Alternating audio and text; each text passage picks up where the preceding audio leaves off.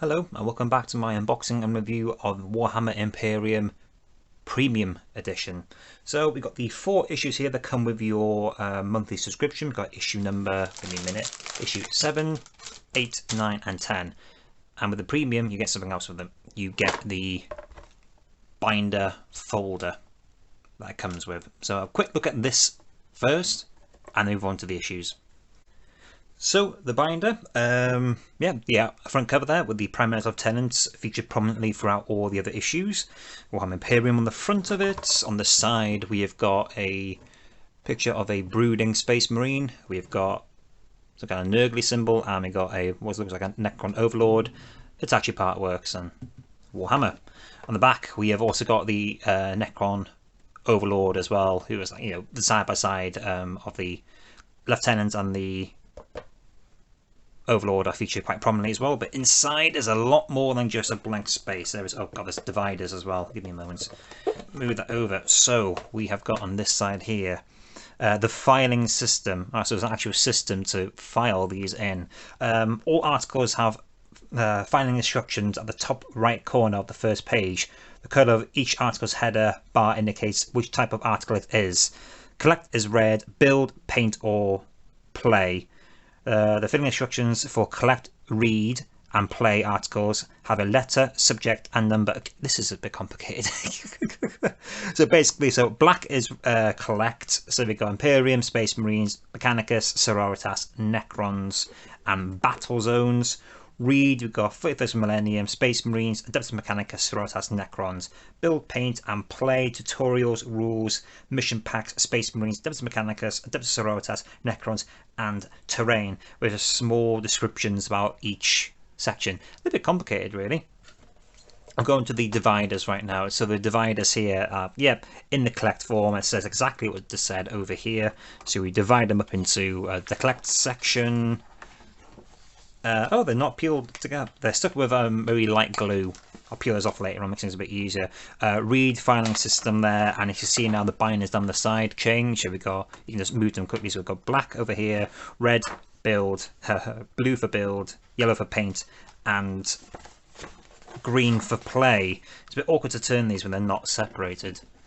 But yeah, if you want to file it, that is, you can do that. With Warhammer Conquest, I did not. I just got the folder and put 20 issues in each folder. So you should, out of the whole 80 length of the subscription, you should have 80 magazines, and you should get 4 of these. So there's 4 boxes of 20 or 4 files of 20. I just put them in issue order. I didn't bother with the actual dividing things up. But let's have a look at the background. And that is the map currently in the 41st millennium of the Great Rift, I think it's called. Great Rift right down the centre, splitting the Imperium in parts. We've got Terra and Mars right here. The Eye of Terra, where the split happened, all the way down to this Black Reach, the Shroud. So yeah, this part has got what we got inside. We got trying to find Bow. Doesn't say Imperium Mankind. I thought it would have had that one of the chapter worlds really big, but it doesn't actually know. But there we go. There's actually key over here as well. So this area, white area, is high stellar density chromostamp post Noctis Artana. Like I said, I'm not really good at speaking High Gothic. And we got veiled space, high stellar density, which I assume is these grayer areas. So areas I don't think are affected by the warp. And we got the, I can't really pronounce it, but the red stuff. Basically the batshit that's going on there. The Ear Indomitus, a bit more lore about what's going on right now. Oh, the Tau Empire right there. Empire of Man, quite big. Tau Empire, I'm just saying. But there we go, that is the one of them. You got to get one in this issue, on this delivery, I should say, delivery number 4, I think this is, 3 or 4. But right now, we're going to move on to the issues, and I'll start with issue, I think it's issue 6. My mistake, it's issue number 7. So in this issue, we get 3 paints. We get Retributor Armour, classic gold colour from Games Workshop, Citadel. We got Korops White, not the best colour, that's very separated. I need to get that a damn good shake before I use it. And then we got base Mechanicus standard grey. These are all three of them, all these are base paints. But yeah, really standard, well, standard paints we get from GW. And issue number 7 itself. We've got here, learn more about the Era Indomitus, follow a detailed paint guide, battle with your painted models. Fantastic. What's Ian got to say? We always read the passage from Ian. So, in this issue you'll learn all about the state of the Imperium of mankind in the war-torn Era Indomitus before applying more paint to your ever-expanding collection of Space Marines. What about the Necrons, eh? What about the Necrons? Where are we now there? No, Space Marines. When the paint on your heroic Ultramarine warriors has dried, you will take them to the battle and battle against the Necron foe in a new and exciting playthrough. Happy hobbying, Ian. Thanks, Ian. Oh, this is quite useful. If you play Ultramarines, that is. A Ultramarines names and titles. So it looks like we've got a chart here that you roll 2d6 and you get the results. So dice 1's the 10s and dice 2 is the units. So then we got all the way down to 11, down to 66. And you can choose random names for them. Ultramarines maintain a tradition of noble names that can be traced back more than 10,000 years. In the intervening millennia, these names have been shaped by the culture of the worlds of the realms of Ultramar. The Ultramarine Stellar Empire, the Ultramarine Stellar Empire. The names of the greatest Ultramarine heroes are well known across the Imperium and are spoken in awe. Manus Kelga, Catio Sicarius, Varo Tigerius, all have taken their place in the annals of mankind. So let's have a look-see now. Do I have any dice on hand right now? I do not.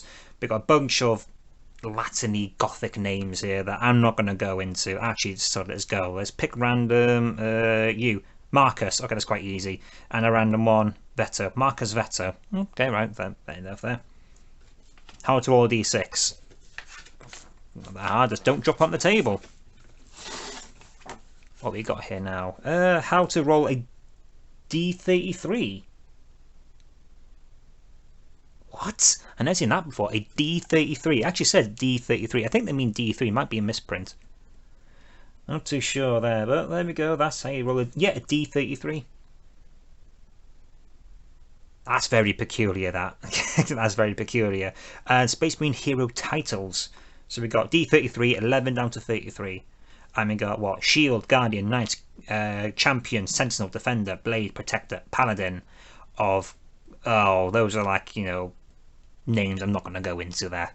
That's a bit useful. Space Marine honorifics. The Quicksilver, the Adamantite, the Rentling, the Vengeful, the Merciless, the Stalwart, the Silent, the Undiling, and the Indomitable, Tempest Brothers, Lance, Stormblade, Soul, Band. Okay, right, okay, I'm alright with that. We're playing Ultramarines, that is. But this one will be quite useful because I actually do collect Necrons and do actually play Necrons. We've got names and titles there as well. Same as before, D66. So yeah, D66. Oh, so like, there's essentially rolling 2d3s. This is rolling 2d6. Okay, I get that now. The Necron was placed great importance in name and reputation, often taking grand titles that reinforce their status, wealth and martial might. The names of the most powerful Necron Pharaohs and Overlords, such as Imatek the Stormlord and Tazarian the Infinite, inspire fear in the foes. Most lower-ranking Necrons also retain names and titles, save for Necron warriors who no longer possess memories or freedom of will. Boo-hoo. So let's have a look at some of these names. I'm not going to go into these. These names are a little bit mad. But then we got like stuff, the Unliving, the Glorious, the Destroyer, the Shrouded, the Exalted, the Voidbreaker. So yeah. So we got the Bequeathed name and a Magnificent title. There we go. And I assume, yeah, on this page as well, we've also got... What do we have here? We've got... Dynastic Epithets Generator Table. I don't know what that is. So basically, Lord of the Starless Void, Conqueror of Glittering Realm, Slaughterer of Meek, the Conqueror of the Unholy. See, okay, look. I think Necrons are quite badass. I don't think they're inherently evil. But they're giving them inherently evil names. Scourge of the Living, Unrusted Lord of Mergaia, Right Hand of Triarch. These sound menacing. I don't think Necron's actually that evil. Necron unit names generator table. So these are Necron unit names. Oh, right, so actual, well, Necron unit names. I want to give that unit of Necron warriors a title. And you roll a 2, oh, you roll a D33. The Gilded Host, the Voidborn Band, the Unbreakable Spearhead, the Glittering Curse. Okay, right, well, there you go. You want to name a random squad of Necron warriors. There you go, there's a little table for you. I might do that, especially if you do kill team or combat control. The Era Indomitus, the Imperium Resurgence, an elite ship of Robotic Guilliman, the combined armed forces of mankind fight as one. Do quite like this artwork here. Shame is I haven't got the Mechanicus in there. We've got the Talons of the Emperor, Ashen Blood Tower, Imperial Knights, and of course we've got the Auction Marines there. They've got the Navy as well, but they haven't got Mechanicus. I'm looking forward to actually get some Mechanicus models in this collection there. Divided in two by the Great Rift and threatened by countless foes, the Imperium Mankind looks to its greatest living hero for salvation. Get more Primarchs, please. I'd buy them. A little bit more on here as well, a bit more fluff about the Indomitus era. The Imperial War Machine is made up of many factions to each possess grand armies, whilst these factions often have vastly different objectives and motivations. The Indomitus Crusade has forced them to work together. Okay, right, yeah. Crusade fleets are made up of fighting forces from many different Imperial factions. Their task is to venture out and secure those territories deemed essential to the survival of the Imperium. And we've got the Lord Commander Robotic Guilliman himself. After venturing to Terra and communing with the Emperor of Mankind, Robotic Guilliman took the title Lord Commander of the Imperium, an ancient title that has only been borne by a few warriors in the Imperium's long history. A Lord Commander has supreme authority over the Imperial armed forces and serves as the chairman of the ruling Sectorum Imperialis. Nothing's gone into any fluff about him yet, about him basically being on ice for 10,000 years and the armor's keeping him alive from getting his throat cut or whatever it was of the law regarding Fulgrim and the Cursed Sword. How to paint Space Marine details. So there's going into thinning the paints, making the points, rotating the model, bracing wrists, using the table, brush direction. I think every issue goes into that. I'm pretty sure it does. Right, so slight problem already. We're painting white over blue. It's going to look chalky as hell because it's telling you to use the Koroks white paint in the top left hand corner there. Not the best white. It is so thick, gloopy and chalky. Right now I am using Pro Acryl from Monument Hobbies. Ball Titanium White. It is very fluid. It comes with a little agitated ball inside there as well. This is so thick. Only a little bit, because it's separated right now, it sounds a bit fluidy, but it's usually really, really thick. But this stuff, very fluid, don't need to water it down too much. It is a bit more expensive, but you get so much. About £3.20 for this feather, about £2.20 for this, so £1 more, you're getting twice the size. How big is these again? Give me a moment. Does it actually say on the paint pots how big they are? 12 millilitres of paint inside a Koroks white. Pro Acryl is 22 millilitres. I highly recommend doing this, especially if you're painting white right over the blue that they're saying in the issue here. Highly recommend this paint. Just side tangent there before I need to make it clear right now. Koroks white is really thick and gloopy paint. I'm not a fan of it. Ooh, paint your captain with a white face. Spooky. Well, it's just after Halloween, I suppose. So paint the shield white, paint all the skulls white, paint the stripe in the middle of the head of the Blade Guard veterans in white. Rune Lord Brasses do the little skull down the bottom. They're basically going over every single colour now that you've got inside this issue. So we've got done white and moving on to Retributor armour right now. It looks so much better now, the Auction Marines. Even right now, they look tabletop ready. You got the whites, you got the blue, obviously you got the black, you got the silver, and you got the gold. That's looking tabletop ready. That's not too bad. I don't think it will be too long now to start getting our first wash. Oh yeah, Aggressors look so much better as well now. A bit more golden than usual. And then we also got the captain as well. Mine's actually all painted and done. I might release a video about his paint scheme. Moving on to more retributed armor on the Blade Guard veterans. So, Necron Resurgence. It goes into another playing guide. Yeah, very simple, straightforward. Nothing assault intercessors there, but the Necrons. Yeah, this is all good when you're starting off really in this narrative form. Shooting, Space Marines turn 2. There we go. End of the issue now. Guidance, Warhammer community, exploration, more about, you know, everything else to do with the hobby. So, issue 8, Necron Overlord, paint your Necrons, do battle on the tabletop. And then 2-part issues are issue, 9 and 10, feature 10 Necron warriors and 3 scarabs. We'll move on to issue 8 now. And here we are with issue 8. So we've got the Necron Overlord on the sprue, and we've also got the 40mm base and some dice as well. I didn't expect to get some dice for this issue, but as with any dice, let's roll and see how well they do. Not bad. I'm quite happy with that roll. That's not too bad at all. Those going straight inside my dice bag later on. Those are good luck dice. So, move on to the sprue, the Necron Overlord. Just here. Here he is. Massive cape as well. Huge cape on this feather and a gigantic, I think it's a war scythe. Fantastic there. Really dynamic pose. I've always liked this pose for a Necron Overlord. Don't like the new one though. The new one that comes with the Indomitus. What's Indomitus? The big box that he collected like a year ago. I got that. Not too keen on the Necron Overlord in that one there. He's got the War Scythe, of course, and got the Orb of Resurrection just here. How old is this sprue? Should say on the side there. 2013, so it's not really that old then. 2013. Great pose, great model. I don't own one yet. It's my first time getting one. As soon as I'm done recording this, I'm building him. I'm painting him. I'm looking really forward to that. On to the actual issue itself now. So let's see what Ian's got to say about this issue. Right, what's Ian got to say? In this issue, there are a few Xenos villains. See, I don't think they're that evil. They look evil, but I don't think they're really that evil. There are a few Xenos villains more calculating and cruel than a Necron Overlord.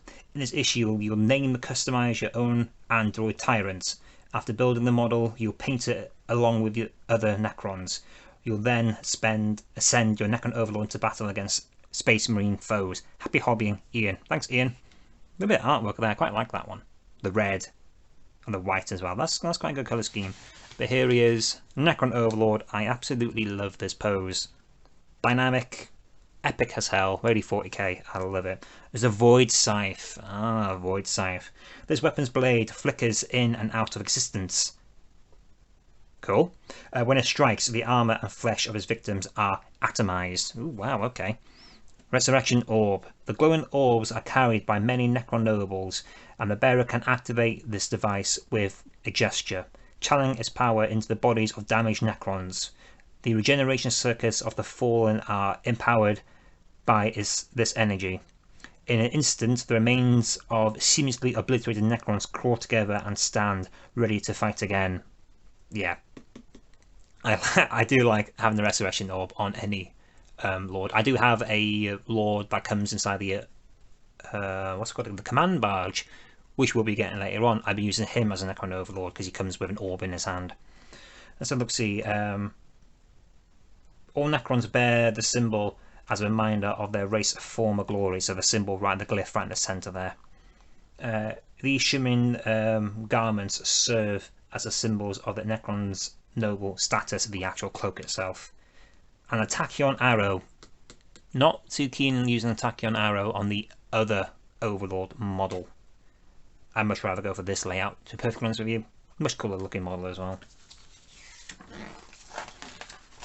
Battle record for your Necron Overlord, as same as any other issues there. So we generate a name for him.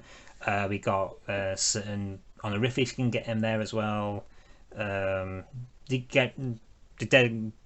can't believe you pronounce that word. Jesus Christ. Most of these words here I can't flip and pronounce. They're all like, you know, Egyptian style looking thing, or like a very high Gothic or Latin.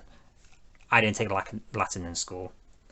War gear details as well. You can give it 1 of 3 names as well. Resurrection protocols. Count the number of models resurrected by your Necron Overlord's Resurrection Orb, and record of battle as well. Moving on to building himself. It doesn't look too hard. Torso goes together quite easily. There's a neck joint to put in the centre first. How many steps are there? There is 4 steps with, I assume, 10 parts of this miniature. You can barely see that. 10 parts of the miniature. The last part to put on his head or the orb itself. There's no other options.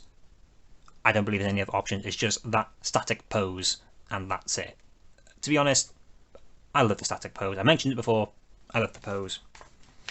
Oh dear, they're putting Lunor brass straight onto bare plastic. No, no, no, no, no.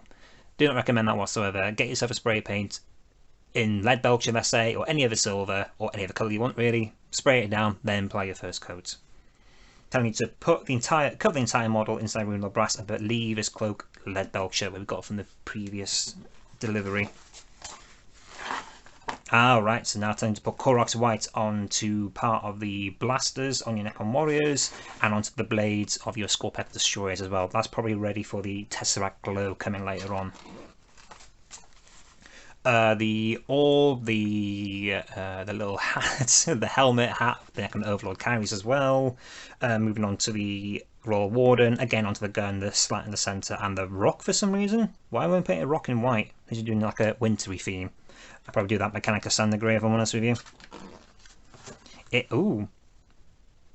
Okay, I'm surprised that when we a Banner Black in the previous delivery, they didn't tell us to paint part of the Necrons in black. That's a very striking theme, that, isn't it? There, it's just like, oh god, white, silver, really dark black, and Runelord brass. Moving on to the paint now, I'm a little bit disappointed with a Banner Black recently. It's been not very flowy. That makes any sense as a paint. Now, it's not an ad, by the way. This is not an ad. I use now Black Coal from Pro Acryl, Monument Hobbies. Very fluid. It is very, very matte. You think that's very matte black right now. This is very, very matte black. But yeah. Very fluid, much better than Banner Black. Just over there in the corner there. Again, not an ad. Man, I'm not too keen on that colour scheme. Putting the black on the exposed like rib cages, the pelvis muscle. I'm trying to get a bit more light in there. The pelvis muscle for the SCARABS destroyers, the spine as well.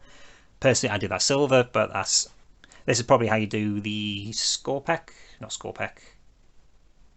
Sakura. Whichever the Silent King's dynasty is. I'm not too keen on this colour scheme. I've mentioned it before. So putting the gold onto the Royal Warden because he likes a lot of bling. And putting more Banner Black onto the Necron Overlord. You can actually paint them fairly well. In one issue, that's not too bad. Now we're getting the paints now. And we're moving forward with the hobby. And we're getting stuff painted and done. So, looks like we've got the Necron Overlord versus the Primaris Aggressors. Ooh, okay, this will be interesting. If you're into that sort of thing, basically layout of the battlefield, Necron Overlord in the corner with your aggressors, teaching you how to, I think, use the Overlord and your aggressors from the previous installments as well. Getting cooked alive by many aggressors, that's not a way you want to go. And there we go, that's the end of issue 8.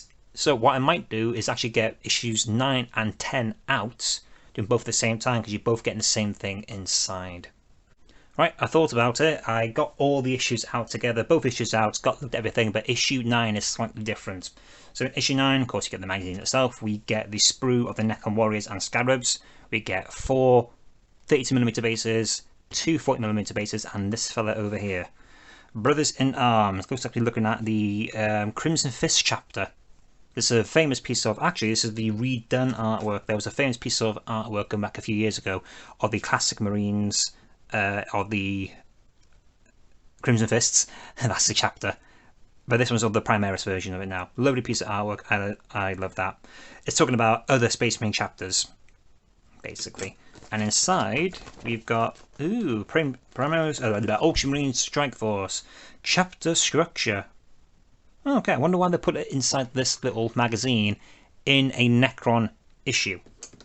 Don't know why they've done that. This could have been an article inside the magazine, to be honest with you. So move on to chapter command itself. We've got Reclusiasm. Led by the Master Sanctity, the chaplains of the Reclusiasm are tasked with looking after the spiritual well-being of the Battle Brothers, Librarius, the Apothecarian, and the Armory, and the First Company. This is all Ultramarines. Other Space Marine chapters have different structures ever so slightly. This First Company have like the Terminators, the Aggressors inside there. All the veterans are inside there. The Battle Company, 2nd, 3rd, 4th and 5th Battle Company. Battle Line Reserves Companies, 6th and 7th. Close Support Reserve Company, 8th. Fire Support Company, 9th. And the Scout Company, 10th Company. So most of them will actually change. Like, I know the Iron Hands are slightly different from Ultramarines and all that. But I'm surprised they put on this little pull-out magazine, little zine here, rather than have it inside an actual issue. And we got, whoa, a big display here of the. Can't get a bit of light. There we go. Then we've got a mixture of we've got some classics in there. Well, we've got the Land Raider in there, the Stormhawk Interceptors, the Terminators, and the rest are all Primaris with Rebug Gilliman versus Mortarion, the Demon Primarch, or the Death Company. I'm pretty sure this image was featured inside Warhammer Conquest. What do we have here now? Chapter Organisation, Brothers in Arms. Yeah, very odd they've included this. I thought it was another battle mat, but no, it's going into more lore about the Space Marines. I don't know why it wasn't inside another issue, but well, there we go. Look at the sprue. So, Necron sprue. This is our first proper sprue. We already got 3 in another issue, but this is our first proper sprue on Necron Warriors. Inside this sprue, we only get 1, 2, 3, 4 torsos and legs of the Necron Warriors, and we get 2 Scarabs, so it matches the bases that we got here right now. And there's also options here to have the Gauss Blasters and the Gauss Reapers. There's 4 Reapers, and there is 5, wait a minute, 1, 2, 3, 4. 4 Reapers, or Blasters, I forget which one's which, the smallest W version, and we got 1, 2, 3, 4, 5, 6. Okay, right, fine, fair enough. It's basically, yeah, that's fine with me. Do the other side as well. I see all the little Scarabs just there. I do quite like Scarabs, they're cute little things. They're much better mould now, much better look than the classic Scarabs. But yeah, that'll be a bit of fun later on. Get these out of the way, move out of the way. On to the issue 9. So move on to 13 miniatures, part 1 of 2. Necron Warriors and Scarabs, Space Marine chapter fold out. An action-packed playthrough. Ooh, I can't wait. I wonder if, let me have a quick look at the sprue again. Could I, no, there is 1, 2, 3, 4, 5. No, you might actually be able to use the sprue and the bases you're given to actually make the Necrons that are on here. Because usually they go, oh, here are the legs, here are the torsos, and here are the arms, and here are the weapons on another sprue. But no, looks like you can actually build, it shows in the magazine probably now, build the 4 Necron Warriors and the 2 Scarabs. Scarabs would be dead easy just to build. What's Ian got to say in this issue? This issue on the Imperium. This issue of Imperium contains the first part of your units of Necron Warriors and your unit of CANOPTEK Scarab Swarms. You'll need issue 10 before you can build these models. Oh, okay then. But for now, there is plenty of content to enjoy. Learn more about the rich and detailed background of the Warhammer universe before moving on to the exciting new playthrough. Cheers, Ian. So this goes on to a little bit more about the weapons. Gauss Reaper, Gauss Flare, the 2 different types of weapons. My personal favourite is a Gauss Reaper. On the tabletop itself, I think it's actually better than the Gauss Flare, but that's my personal opinion. Move on to the types of glyphs that the Necron Warriors or Necrons can have, but you can't change the ones on the chest. It's fixed as like this fella here, the classic Necron glyph. So Gauss Reapers, more compact than the Gauss Flare and double-barreled Gauss Reaper is far easier for Necron Warriors to fire whilst moving across the battlefield because it's an assault weapon. That's why. The beams emitted by the Gauss Reaper are more devastating than those of Gauss Flares, but they do not have as much range. Yep, that's true on the tabletop as well. Like all the Gauss weapons, the Gauss Flayer's beam disrupts an atomic structure of all that it strikes. Disrupts the atomic structure of all that it strikes. With appropriate targeting protocols, his weapon is accurate at range and can be fired quickly at closer targets. However, it is slightly less powerful than many other Gauss weapons. So it's talking about there now, accurate range and can be fired quickly closer targets. It's got a rapid fire weapon. Battle record of your Necron warriors, glorious tasks, record of battle, names, and you can draw your own glyph if you want to in, like, I don't know, like you have like highlighter maybe, it's the green if you want to do it, or just trace out the outliners on there. You can barely see it. There's a slight outline. There we go there. CANOPTEK SCARABS. What's going on here now? Report by Inquisitor. I can't pronounce his name. Subject Necron, CANOPTEK structures, CANOPTEK SCARABS. Oh wow, this is a really cool bit. I've not seen this piece of artwork before. Let me just try and get in a little bit more zoomed in. So it looks like we've got scarabs all around, like little spiders all over this. Nanoscarabs. Various forms of nanoscarabs have been observed. Some appear to be repair the bodies of their Necron masters, whilst others strip the flesh on their opponents' bodies. Oh, okay, so I thought scarabs were cute. Turns out they're vicious little buggers. But yeah, it looks like they got... Oh no, it's ripped off. Not a shame. So it looks like there's a little bit like, you know, some little sticky notes here talking about, you know, scarabs want to eat your face. Anti-grav propulsion. Many CANOPTEK creatures, including scarabs, are capable of flight. The exact method of propulsion, however, remains beyond Imperial science, or is not allowed by Imperial science. There we go. Claws. Moving on to the carrier wave receptor. What? Capture and inspection of intact scarabs has proven impossible. However, they appear to respond to instruction from both cryptex and larger CANOPTEK creatures. This suggests some form of command receptor. Okay, right. Let's keep a little bit of lore about the Necron scarabs. Battle record of your little scarabs. Basically, held an objective for the entire game and didn't get shot because they're so small they can't be seen. Ultramarines, courage and honor. The Victrix Guard. The Victrix Guard amplify the Ultramarines' training in the art of statecraft and welfare. Handpicked by Robert Gilliman, they serve as his personal honor guard, as well as acting as diplomatic envoys to his allies. Okay, well, there we go. A little bit more like those guys there. Personal report, Squad Sevitus, I think that's pronounced it. So basically got like a first-hand account here of certain battle brothers, how they're fighting, and they're basically talking about some stuff there. Let's have a look. Oh, I forgot. This issue's just falling apart in my hands. Look at that. It's already held on by thin glue. Thank God for binders. If you haven't got premium edition, I highly recommend getting yourself some binders that you would find, like, you know, The Works maybe here in the UK, or Tesco's at Asda or somewhere like that, you know. You know where to find them. What do we hold out? Oh, here. This is easy to move now, isn't it, there? So we've got some really cool artworks here, some portrait works, some Ultramarine characters here. When he came to us, Brother Clatius was still Hive scum through and through. Oh, right, Hive scum, because they get recruited from Hive Wars, that's right there. His rebellious streak remains, yet he now speaks with the confidence and clarity of a Taliskian Duke.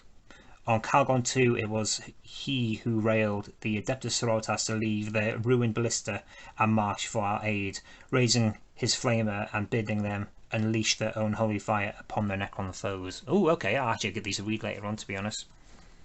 The Age of Witches, War Powers Inbound. Moving on to a bit of the Lore of the Warp now, and Psychers. Get that out of the way there. Oh, actual Psychers over here as well. So what we got here? Sanctioned Psychers, and trained by the Imperium to wield the warp without being dangerous to others. Few humans possess the strength of will to complete the training required. As part of the training, these Psychers are often soul-bound to the Emperor, hardening their minds and souls against demonic possessions. You've got Alien Psychers, and keep away from them, Eldar. And I've got Chaos Psychers with, yeah, that fella there has got a massive forehead going on. The Soulless Cohorts, I think, what, the icy industrial world of Konodar is assailed by the Necron legions of the Sorkath dynasty. Determined to conquer a new territory, noble Necron commanders summon their soulless cohorts and advance upon the frozen planet, determined to claim it in the name of the Silent King. Looks like a new narrative then. Instead of the previous planet, we're going to move on to a new ice planet. Oh, we've got, looks like a report here from Des Mechanicus with a really classic piece of Necron artwork. Diagnostics, Necron warrior. Sentience unknown, suspected nil. Xenotech recovered nil. Data, pick logs, field reports. Looks there's a small little report about Necron warriors themselves. Building the Scarabs, very easy. Scarab onto the little rocky base and the rocky base onto the 40mm base. Very simple. Very, very simple. Options here to build the Gauss Flayer and the Gauss Reaper for the warriors. So this includes the instructions, I think all 10. Yep, I think it does actually. It's hard to build them with the Gauss Flayers and then onto the Gauss Reapers over here. Finished models, they should look like this. Jewel in the depths. Destroy the Overlord. Kill the Captain.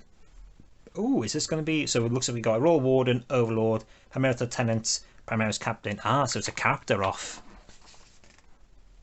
Yeah, goes into again about shooting phases, Necrons turn 1, Space Marines turn 1, movement, shooting, stabbing, flying, and all the other good stuff that comes with 40k on the tabletop.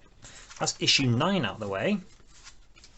Issue 10, Necron Warriors and Scarabs. Well, the remainder of the Scarabs. I think again, 1 extra Scarab and 5 extra Warriors, or 6 extra Warriors.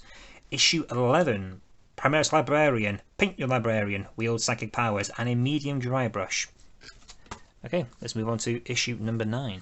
So here we are, issue 10, with of course the sprue for the other Necron Warriors that you get inside it. Let's turn this around here. So the one other unit of Scarabs is located here, and the torso is 1, 2, 3, 4, 5, 6 Necron, well, legs and back of the torso, and got the weapons as well there. So that should be the full unit right there. And you get 1 40mm base for the Scarabs, 1, 2, 3, 4, 5, 6 32mm bases for the Necron Warriors. Yep. That was out the way. Move on to issue number 10. So 13 miniatures included, part 2 of 2. More Necron reinforcements, paint your models, new playthrough. And what's Ian got to say about this issue? You now have both sprues required to build your new Necron reinforcements. You will need the build guide from issue 9 in order to build these models. When you have assembled your Necron Warriors and CANOPTEK Scarabs, you will apply paint to them before taking the warriors to the battle on the tabletop in the new and exciting playthrough. Happy hobbying, Ian. Thanks, Ian. Ultramarines, good God, back onto the Ultramarines again. What have they got to say now? Weapons and war gear. So, war gear, the Ultramarines, in addition to their weapons, Space Marines are equipped with a wide variety of armour, shields and other powerful war gear. Many of these items, for example, the Armour Indomitus and the Shield Eternal, have been in service for thousands of years, so those are actual relics you can take if you play 9th edition 40k. And give them names as well. Ultramarines war gear names generate a table, and it is a roll D33. So we've got Guard, Eternal, Ward of Honour, Vanguard of the Bold, the Shield of Ultramar, Bastion Imperialis, Aegis Imperius. If you want to give, at the end of this right now, if you make yourself a Space Marine captain, you have to give him a name, give him a title, give his sword a name, give his shield a name, give his armor a name, give his gun a name, give his base he's standing on a name, and give his laurel he has in his head a name. So yeah, if you want to do that, go ahead, but that's not my cup of tea. Ooh, okay. See, naming the weapons and naming the sword. Heretic's Doom, Xenos End, Pitiless Fates, Foe's Slayer, Explosive Death. I quite like that, Explosive Death. Vengeful Dread. And we got swords as well here. The Blade of Wrath, the Hammer of Judgment, the Slayer's Justice, the Fatal Rage, the Final Vengeance, Emperor's Punishment, Hera's Fury, Violent in something, and Primarch's Purity. But nothing stops you, I think, for swapping all these over like I've been doing. Like the Blade of Punishment, the Hammer of Justice, the Slayer's Purity. Wait, what? the violent punishment. The violent punishment. That's called murder. Range weapons, bolt weapons, plasma incinerator, melter rifle, flamer. Oh, so we move on to some Primaris weapons as well, which we won't be getting at any of the issues. The plasma incinerators come with hellblasters, and the melter rifles come with eliminators. We won't be getting that in this collection. Bolt weapons. These are weapons most commonly associated with the Adeptus Astartes. Bolt weapons come in many shapes and sizes, from relatively light pistols to belt-fed heavy bolters. All bolt weapons fire explosive shells that are designed to detonate upon penetrating the armour or flesh of the target. I do like bolt weapons. Plasma weapons. The energy weapons that fire pulses of superheated matter. Shots fired from the plasma weapons are as blindingly bright and something hot as solar flares. Plasma weapons can be supercharged before firing, increasing lethality at risk of overheating and wounding or killing the bearer. Yep, that's true. Plasma weapons don't roll a 1. Melter rifles, a little bit powerful at the moment, especially if we can fire twice in the shooting phase, I'm just saying. Melter weapons are designed for use against tanks, fortifications and other heavily armoured targets. These weapons work by causing a fusion reaction using volatile gases. The resulting energy is projected in a blast of heat that can burn through almost any material that goes to the target, the greater the effect. Love these guys. The Flamer, not as cool as you think it is, in my opinion. I think Flamers need to be a little bit better in 9th edition, just to make them a bit more epic. Heavy weapons fire jets of liquid fuel, usually promethium. The fuel is ignited and leaves the muzzle of the weapons, resulting in a short-range burst of searing flame. Those caught in the path of the fire die agonizing deaths, and as they are engulfed, the screams of the dying can further serve to demoralize their foes. Holy crap, there's a reason why these guys are banned in Modern Combat. Whew, that's grimdark. That's the most grimdark fella out of all in that whole description. Oof. Oh my lord, we're going on to other weapons. Auto weapons, las weapons, volkite weapons, grav weapons, and grenades themselves. So auto weapons are ballistic range weapons that fire solid slug ammunition. The Space Marines favour large caliber auto weapons capable of high rates of fire, such as autocannons. These weapons are often mounted on vehicles and dreadnoughts, or carried by specialised units such as suppressors. So we've got assault cannons on there right now. Las weapons, or las cannon, are directed energy weapons that emit focused beams of high intensity, amplified light that burn through their targets. Though these weapons come in many shapes and sizes, the Space Marines only make use of the heaviest and most potent anti-armour las weapons, such as las cannons and las talons. Volkite weapons are blast from the past from the 30k era. Volkite weapons fire rays of heat so intense that they strike the victim. They can reduce flesh and armour to ash. Thousands of years ago, Volkite weapons were common, but they have now become scarce. The remaining Volkite weapons are highly prized and are borne into battle only by the officers and veterans. It's got a grav gun as well. Grav weapons work by firing streams of particles that affect the gravitational field around the target, rendering them much heavier or lighter depending on the gun's settings. These weapons are particularly useful against heavily armoured targets, as they can be used to crush the victim by increasing its already vast weight. Oh my god! And got some grenades, so we've got crack grenade, frag grenades, and melter bombs. There's a bit of a quotation from Captain... Not going to pronounce that name. No way, no chance. Oh, my magazine's ripped again. Necron Legions. Fluff for the Necron Legions inside a Necron issue. Oh, it's splitting in my hands, this issue. God, look at that now. God. Move on to the other units of the Legions. We've got the Immortals, who were once most elite soldiers of their race. Unlike Necron warriors, they have retained their tactical and strategic experience that can fight independently of their noble superiors. Ooh, okay. Death marks. Assassins and snipers. Ancient Necron codes forbid the use of death marks against honourable foes. Fortunately, the Necrons view most aliens as little more than vermin. Ooh, okay. Don't think that's true. Warriors. From the cold heart of the Necron Legions, they are slow in both mind and body, but are utterly impeccable devoid of emotion and bound completely to the will of their masters and tomb blades. Our Necrons hardwired into swift speeders. They fly in unpredictable corkscrew patterns that make them difficult to shoot down as they strife enemies with devastating firepower. How to paint Necron warriors and CANOPTEK SCARABS. Monobrass all over. And yeah, going on to like yellow for the eye, white for the eyes, and for the gun casing, or gun casings, where the Tetrarch glow's going to go later on. Scarabs for the rocks and the little balls that they carry. Black on the arms and mandrills, what you want to call them, for the Necron Scarabs. Yeah, simple paint guide, as we did in the previous issue as well. Black on all the spines and the joints of the armor, and on the weapon casing as well. Final gallery at the end, what they should look like. If yours don't look like this, you failed. The Legion assembles. Looks like we've got Assault Intercessors versus Necron Warriors. All the Necron Warriors that he just used. So the 3 Assault Intercessors against 10 Necron Warriors.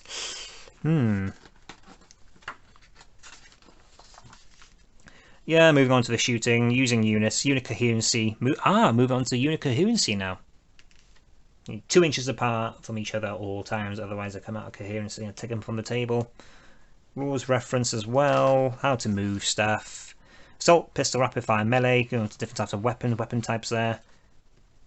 There we go. Simple, straightforward really, how to play this basic simple little game here. Come on, can't turn. There we go. So, issue number 11, as mentioned before, we get the Primaris Librarian, paint your own Librarian, wield second powers, and you get a medium dry brush as well. Don't own this figurine, this is a, what are they called again? Vanguard? Phobos Librarian in, oh yeah, it even says here, Librarian in Phobos armor. Don't have that from nature yet, I have a lot of fun painting that. And in issue number 12, 3 new paints, paint both your forces, new rules for heroes. And we get our first shade, you can't really see that. We got our first shade. Agrax Urshade. Probably not the one I would have gone for. I probably would have gone for non-oil. Layer, Canoptek Alloy and Base Screamer Pink. So Canoptek Alloy obviously is going to be for highlighting the Necron Warriors. And over here we've got Screamer Pink. Oh, it's a really, really bright pink paint. They're going to put that on the captain's face, I think. That's going to be awful. But there we go. That is the end of this delivery. I think this is the 3rd or 4th delivery right now we got. So the main prominent thing we got on this from Premium is the binder. Whoops, it's upside down and back to front. There we go. So the good guys on the front. Remember that, kids. So that is the end of the unboxing. Thank you very much for watching. Yeah, see you next time.